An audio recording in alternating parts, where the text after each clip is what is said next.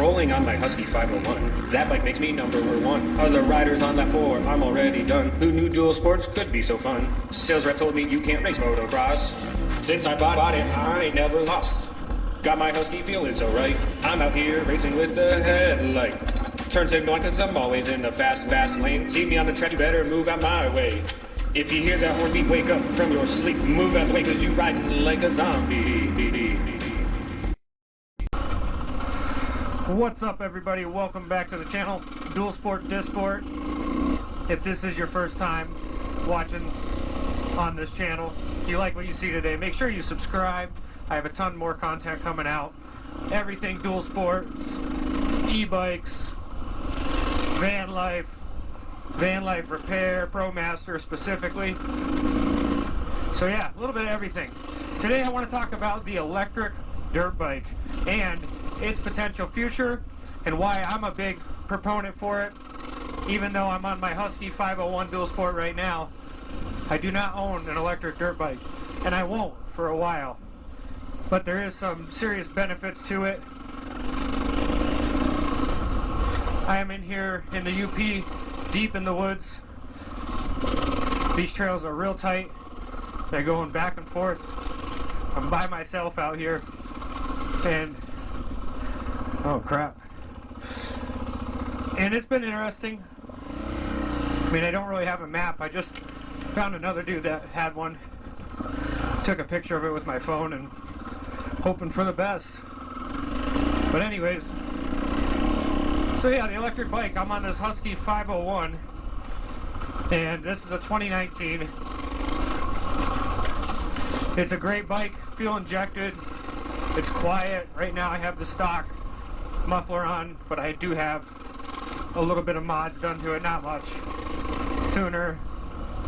I have a different air boot off the 450, but your typical fuel injected 4-stroke gas dirt bike. And so far I think I've done 35 miles today. My battery's dead in my little screen here, so every time I shut the bike off it resets. And I got about 2.5 gallons in the tank. I started out with, at least. I have the standard tank. So with the electric bike, you know, they're getting there with range, but it's still the battery. That's why it's not here yet. That's why none of us really own one. And how soon do we think it's going to come? It's going to come. It's a matter of time. And is it a bad thing that the electric bike is going to take over the gas bike and the gas bike will be no more? It'll be like an antique. It'll be like a steam engine where they're cool but you don't use it. It's more of a collector. We don't know. It could be 10 years, it could be longer. But right now, in my opinion, the technology with the batteries is not quite there. With a bike like this, imagine getting stranded out here. Let's say you ran out of gas. You could at least have a buddy come bring you some gas, or you could have extra gas in the back of your bike or in the backpack you have on or whatever, but you can top it off and go. Rapid refuel. When you're doing motos or any kind of long racing, you need to be able to refuel quickly. Works races and hair scrambles, things that are 2 hours long, you need that rapid refueling capability. And on the electric bike, the battery technology, I don't know for sure, so I don't want to say exactly what they were, but I did see some of the Altas on the motocross tracks and stuff like that. They seem to have a pretty good range, but it's not nearly what a bike like this has. I would say this thing has 100, 120, maybe more miles of range, maybe 150. I haven't really pushed it that far because my thing keeps resetting. I don't even know how far I've gone. So think of right now like the Alta. I think for sure the Alta did not have a quick change battery, and I think for the electric bikes to come anytime soon, they need to have a quick change battery, where just like on a drill, you don't just charge the drill up and then use it. When the battery's dead, you unclip the battery, you swap it out for another one. Lithium ion, you put the one on charge and you ride with the other one. And a lot of bikes seem to have the battery as part of the bike. So when the battery's dead, you're done, which is no good, because then you're down. It's like waiting for your drill to charge. Can you imagine at a job site waiting for your drill to charge up instead of having a different battery? And productivity and everything, yeah. Same with your dirt bike. You got time or limited amounts of it. You want to ride your bike and you don't want to have to wait around. So you got to have swappable batteries. Now, Suron, the little electric bikes, the tiny ones, they're called a dirty bike. They have swappable batteries. And I'm sure a few other smaller dirty bikes do. But as far as full-size bikes, I haven't seen it. I guess maybe you can do it on the Freeride KTM, but it doesn't seem to be the easiest from the very little that I've researched on it. But I'm not talking about what's out there. I'm talking about mainly what it needs to be for it to work. You need that swappable battery, one on charge, change it out, and then you could really get some distance going. And hopefully the battery technology in 10 years will be way better, where you can get 100, 120 miles and then go back and swap a battery out. Be nice. But as far as power, the powers are there. The power's there with the electrics. I think the Alto was like 40, 45 horsepower. It was a lot. And if you've ever watched Josh Hill race that in straight rhythm, it's crazy. He's still rocking around on one, and he does a lot of things on his Alta, which is sweet. Riding at skate parks sometimes. Not that that's really condoned or whatever. But hitting jumps, riding in neighborhoods where previously you couldn't ride. And that's what this is all about. Right now I'm up here in the UP, so there's nobody around. It's not like you're really bothering anybody up here. And I'm lucky that they let people ride here. It's awesome. But a lot of neighborhoods, like Jersey's a ton of private property, New Jersey. Not many public trails to go ride on. Areas where it's like suburban, you need that quietness, because the four-stroke really hurt the sport of motocross, any type of bikes, quad riding. Four-strokes really hurt it. And I think the sport has lost so much because of four-strokes. They've lost riders, they've lost family experiences. You know, like the two-stroke engine at least. You know, it's like a family team building thing. You and your dad or whoever could rebuild the top end on the weekend and make it work. And then the four-stroke came along, and it's like a Formula One racing engine in a dirt bike. So you have to do, you're taking it out to do anything. And if one thing goes wrong, it grenades itself. And then more specifically is the noise. At least with the two-stroke, it was pretty quiet. The four-strokes just carry their noise, especially if you have an exhaust. Now this one's nice and quiet because it's street legal, so this thing's 80 decibels stock. I love that. But the electric bike, people won't even know you're there. They won't even know you're in the woods. You can do anything and no one even hears you. That is what's going to be amazing. The stealthness of it.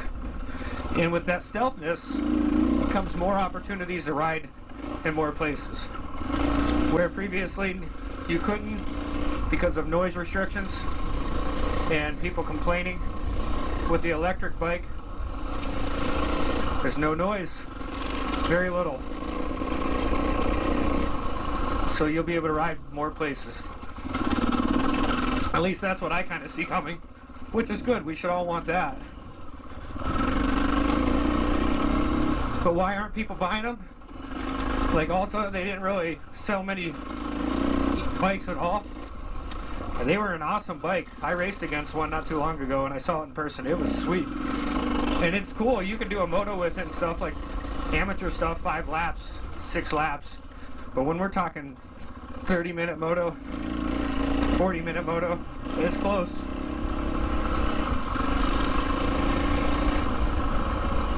Alright, let's see where we're going here.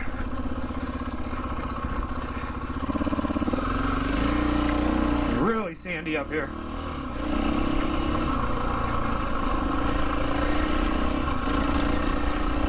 And then the fact that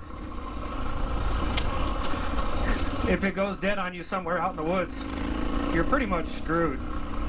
It's just, that's really hurting everything.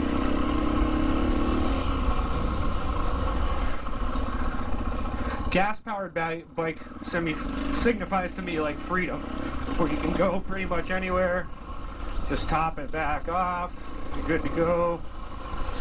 Where a lot of, I hear with electric car owners, and I know just on these little e-bikes I have, you have what's called a range anxiety, where you don't know how far you can go before you have to turn around or get back home, so you're always nervous about how far away you leave, wherever your base is or wherever your full charging station is.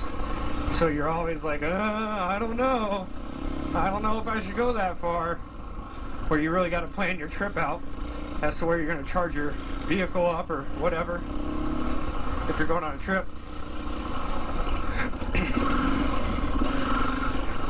So until that goes away, they're not going to happen. And right now with battery technology, the demand for batteries is so crazy in 2021 that there's a huge competition in the world for lithium-ion batteries. BL18 650s, I think they are, and other ones, all forms of lithium-ion, from the minerals to the finished product. And there will be for a long time. I think that's going to be one of the bigger things to hold it up to, because that's going to drive up the cost.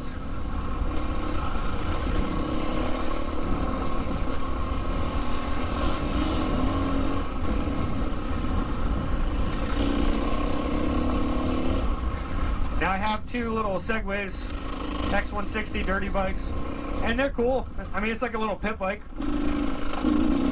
Check out the other playlist on the channel. I'll put a card up on the top of this. Tell me what you think of them. But I wanted the KLX 110 and I got that instead. But what I got that for is just messing around in the backyard, taking it camping, things like that.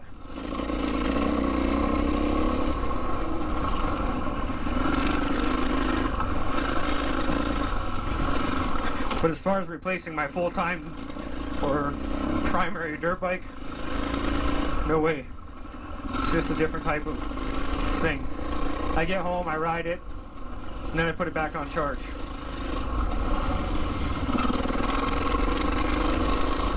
So comment below. Let me know what you think about the electric bike. What you think it'll do to the sport. If you think it's going to hurt it, help it. Will it eliminate small business in the form of aftermarket exhaust manufacturers, you know, like Pro Circuit, FMF? Will those companies get through it and evolve and adapt? What is it going to look like for mods, controllers? What brands and what is it going to do and represent? Need to go around here. It'll be interesting to see. But now, when we do have the electric, it's a different form of technology. You're talking volts and watts and amps and almost electrical engineering stuff. Capacitors, resistors, all that stuff. So it just changes the game. It's going to be huge winners and huge losers. Let me know what you think below. If you like this subject, if you want to see more stuff like this, me riding here. I'm going to be probably heading some other trails here in the next couple days, so I have more out. Again, Michigan, Upper Peninsula. If you've never been here, you should definitely check it out. Sweet riding. Hopefully you're tuned in for the next one.